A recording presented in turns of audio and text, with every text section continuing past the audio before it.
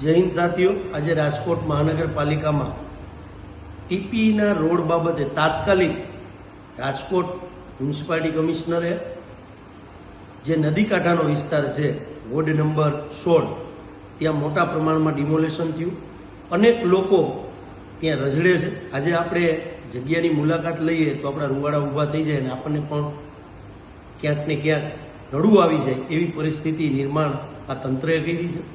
ત્યારે રાજકોટ શહેર કોંગ્રેસ પ્રમુખ તરીકે રાજકોટ મ્યુનિસિપાલિટી કમિશનર અને તંત્રને અમે માંગણી કરીએ છીએ કે આ જે લોકોને બેઘર કર્યા છે એને તાત્કાલિક રીતે ક્યાંક ટૂંકા સમય માટે રહેણાંકની વ્યવસ્થા કરવી જોઈએ.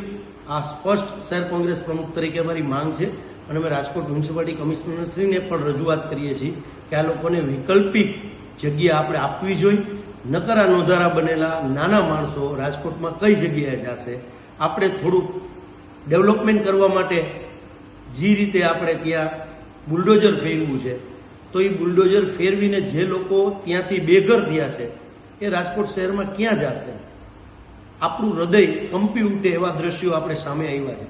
તો હું વિનંતી કરું છું મ્યુનિસિપાલિટી કમિશનરશ્રીને અને કલેક્ટર તંત્રને પણ કે ક્યાંક આ લોકોને અલગ જગ્યા આપણે આપવી જોઈએ જેથી કરીને પોતાનું ટૂંકા સમય માટેનું રહેણાંક છે એ ત્યાં રહી શકે. આવી વિનંતી સાથે અમે કમિશનરશ્રીને આવેદનપત્ર પણ આપવાના છીએ.